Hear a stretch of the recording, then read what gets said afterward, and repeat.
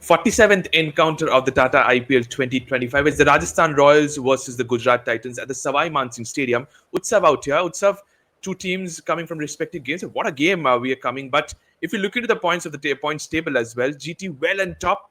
Well, RR more or less you can say mathematically if they lose this game as well will be out of the competition. Yep, I think as Riyan Parag said that they are not even counting themselves in the playoff race anymore. I think in the last game they played, Riyan Parag came out and said that we'll be playing for pride. So I think this is not even a competition anymore. Gujarat Titans are in a probably form of their life. GT does well, they kind of go in a run. We have seen that before as well in the first couple of seasons that they played the finals.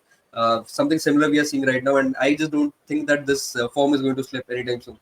Absolutely. It's not going to slip anytime soon. Unreal consistency when we were never even thinking about a Gujarat Titans making into our top four rather. But RR 5 losses in a row. You said Riyan Parag rightly said in the previous game playing for pride because we have said it before as well. One injury to either of them, either in the bowling attack or in the top of the order, and they are gone, done and dusted. They tested the teenager, Webb of Suryavanshi, so far is looking promising at the top of the order.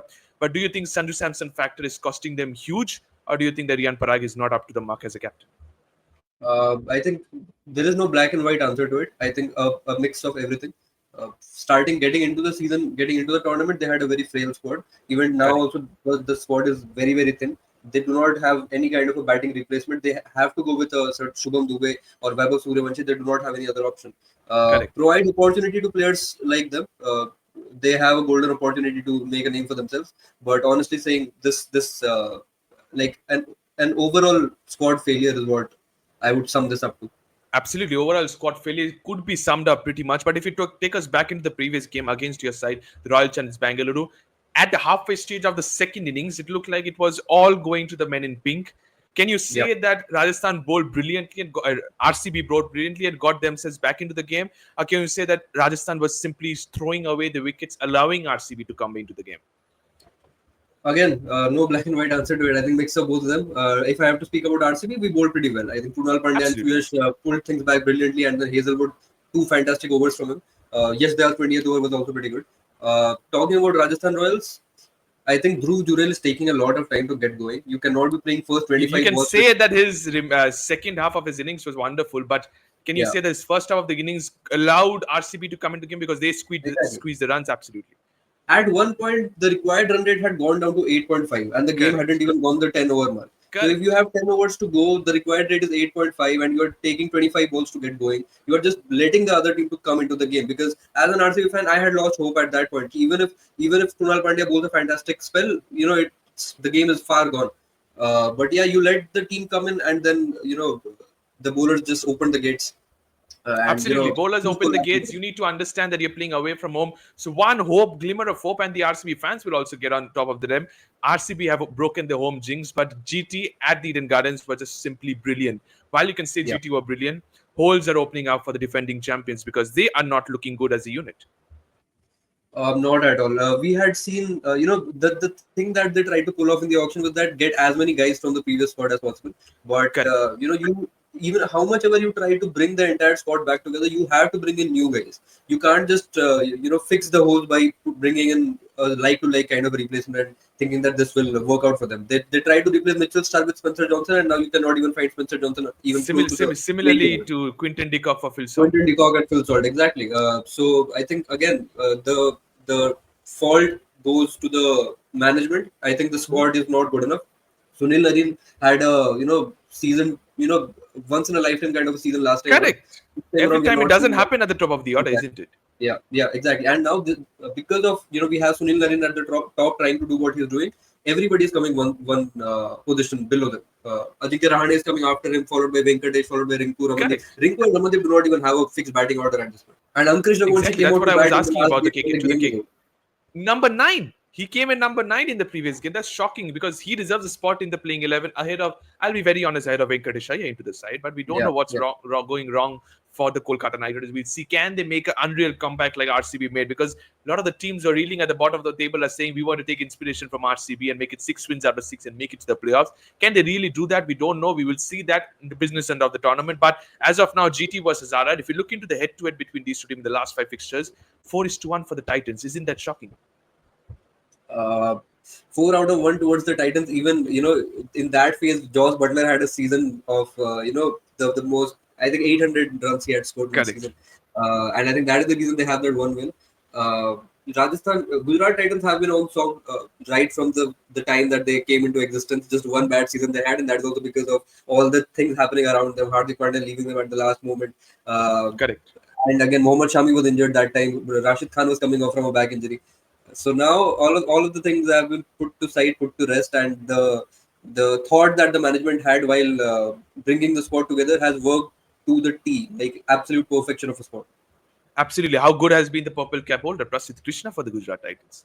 Absolutely brilliant. I think the potential was there to be seen. I think everybody knew that he's a fantastic fast bowler. Kolkata had seen him first. I think the first Correct. From a the net first bowler, he became into the squad.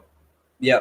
And in that 2019, 2018 kind of season, I think he made his debut, and that was not the time when I think he came in too early, and KKR let him go. And now, after going to Rajasthan, a huge injury, I think was out of the scene for over a year, and now he Yeah, has come back stronger than ever. And now, absolutely. if you look at the Gujarat bowling unit, you will find probably Rashid Khan is the guy who is the most inconsistent, and you know what caliber Absolutely. that guy has. Absolutely. He is now getting slowly and steadily getting back his confidence, just like Yuzi Chahal is getting for the Punjab Kings. And as per Shubman Gill said a couple of games before, hopefully Rabada should be back, if not for this game, for the next game as well. That is also wonderful news if you're a Gujarat Titans fan. But for the Rajasthan Royals, they need a lot of things looked into a lot of things. As you said in the beginning of the show, they do not have enough bench strength to the side. How on earth can you play somebody like a Tushar Deshpande who is not performing at all game after game after game? Well, they don't have a bench strength, but they have decent fast bowlers in there who can be Correct. the replacement for Tushar Deshpande. You have Yudhvir Singh Charak, you have Akash Madwal. Anyone can be given game time, but Tushar Deshpande is coming in every game. I think he's the third highest, the guy Economy who has won the third most wide balls as well. So he does could not be, even yeah. have consistency. So has been an absolute ridiculous kind of a season for Tushar Deshpande. Does not even look in any kind of a touch. And it is just surprising that how is that guy getting a game every single time? Exactly. It's very shocking to say because he's not performing. You said about a couple of names, especially Akash Madwal, who has death specialist skills as well. He can solve your problem alongside Jofra Archer, Sandeep Sharma. Your bowling attack can be better, but it's becoming free runs. In the previous game was the RCB, I think, if I'm not mistaken, he considered 36 to 38 runs in his 2 overs he bowled in that Chinnaswamy Stadium. But yes, now moving into the surface, Sawai Mansingh Stadium, an iconic venue, but it has not been a good start at home as well for the Rajasthan Royals. We know it's a chasing hunting ground. 38 matches have been won by the teams chasing. With the average score at this venue is around the 190s to 210s. You know it better because King Kohli had 100 last time you played last year. But this time also it was a thumping victory for RCB in a day game. What would you do? But before that, let's take a look into the numbers.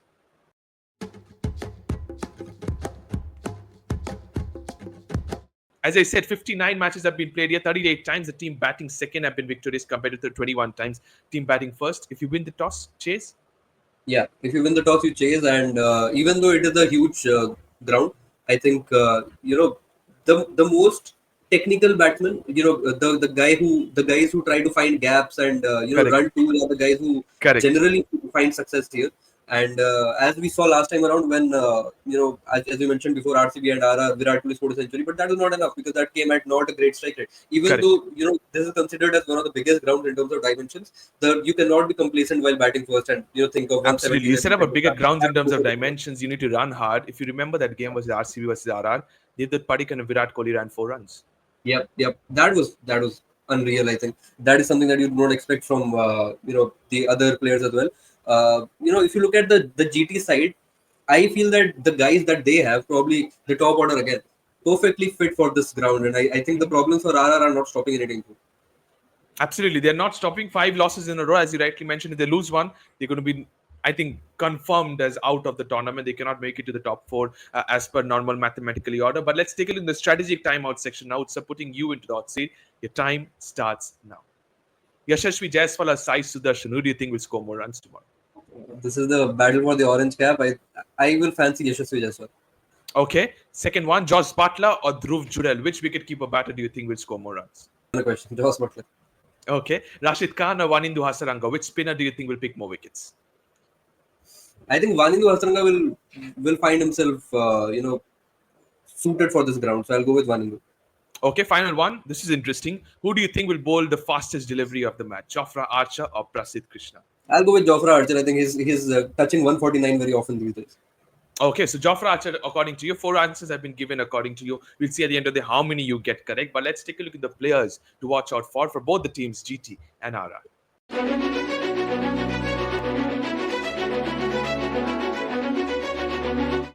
The players have gone for Sai Sudarshan, no surprises about that. Homecoming return of somebody like a Josh Butler. He's my second pick, and Prasidh Krishna as well, former RR player. 3 players from GT. For RR, I'm going for Yashasvi Jaiswal. Skipper, he's once again, if he's leading the side, Riyan Parag has to be at his best, and also Wanindu Hasaranka. Any different names from your end? For Gujarat Titans, you can literally name anyone. You can go for Mohammad Siraj, you can go for Sai Kishore, you can go for Shubman Gill. It does not really make a difference. It is such a fantastic squad, I would say. The only thing that can trouble Gujarat is if they lose the top three, but that is not happening. We have been talking about this for such a long time. It's not happening. Exactly, and I do not even see. I don't think that will happen this game as well. Even though Jofra Archer had the number of Shubman Gill, but again, this time around as well, I do not see that happening. One guy can go from the top, but getting all the three out early is something that might just be a Haley's Comet kind of a day. Fair enough, but earlier, can we see the likes of Sandeep Sharma using the new ball alongside Jofra Archer? He has that very good swing of in-swinger as we have seen before as well. Or would you be keeping him just like Rajasthan are doing for the death overs? I think that I'll be using a couple of the overs in the power play and 2 in the death. Exactly. Yeah, and I think Fazalak Farooqi is bowling the new ball for Rajasthan Royals, and he has been probably not up to the mark. And the thing is, even though they have a lot of options in the bench with the fast bowlers, they still seem to be kind of in a rigid kind of a mindset that they don't want to change anything. Even though the failures has kept stacking up to an extent that one more loss and you're out. And even if you win 7 or 6 in a row or 5 in a row at this point, you might still not be able to make it. So, but still, they have been very rigid with their thought process, and honestly, at this point of time, might as well give opportunity to the new guys. Absolutely, they can definitely give a new opportunity. New guys, who are they? You said about Akash Madwal. He can possibly be into this side of the Rajasthan Royals. Pick anyone you want, says Utsav, according to the Gujarat Times players to watch out for. Let's take in the top 3 key battles I've gone for this fixture.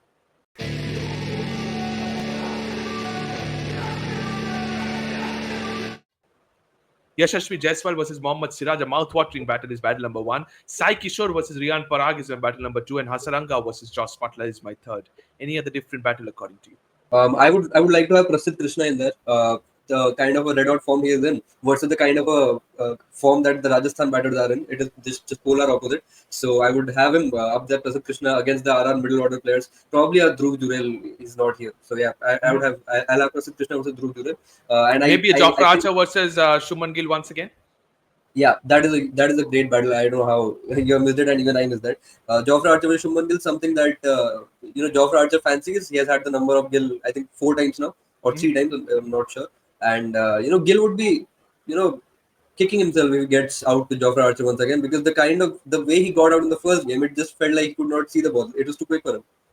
Absolutely, yeah, that is true. He extra pace, and he's there 149, 150 nowadays. Jofra Archer is bowling with some serious pace. We'll see that what happens. Battle as Jananda said. Let's take a look at the predicted playing level, starting with the home side, Rajasthan Royals.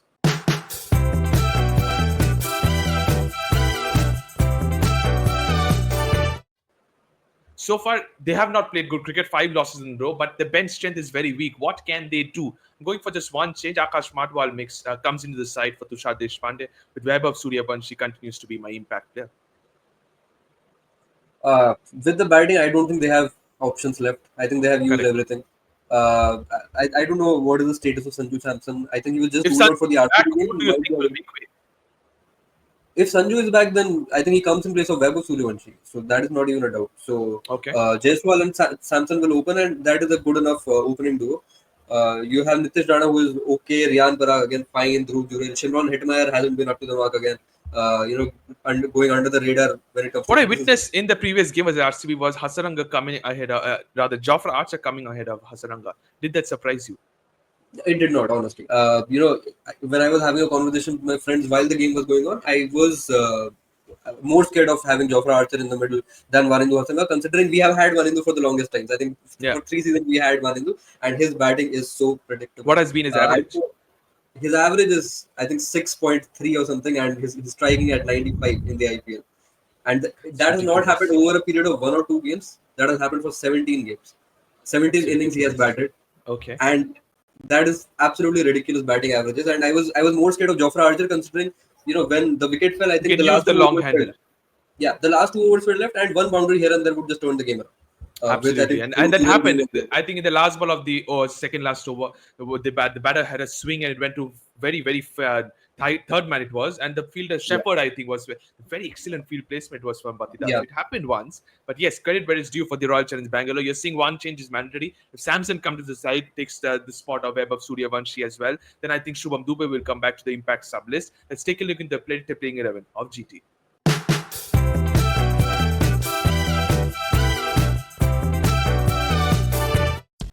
Unchanged 11. I'm going with the same side that comprehensively defeated the Kolkata Knight Riders. If Rabada is back, then I think it's going to be in place of Arshad Khan. Yeah, Rawada comes in place of Arshad Khan if he's available, and why fix something which ain't broken? So a Correct. fantastic, well-oiled machine is this Gujarat Titans side, playing Exactly. like a proper unit. The only thing that they should be worried about is if the three guys at the top have shown unreal consistency. But what if a mishap happens on a day when you cannot Correct. afford a loss? So this is We're the time. waiting for that. I think once they get the 16, 18 points, once they have Yeah. confirmed the top two spot, I think then they can tweak a little bit. Maybe give the guys in the lower down the order get some batting practice. The rest is sorted. Okay, so we'll see that top three has to fail somebody or the other. When will that happen? I'm not sure about that. Will that ever happen in this season? I'm neither sure about that No. as well. Let's take a look into the predictions time, putting Yutsab into the hot seat.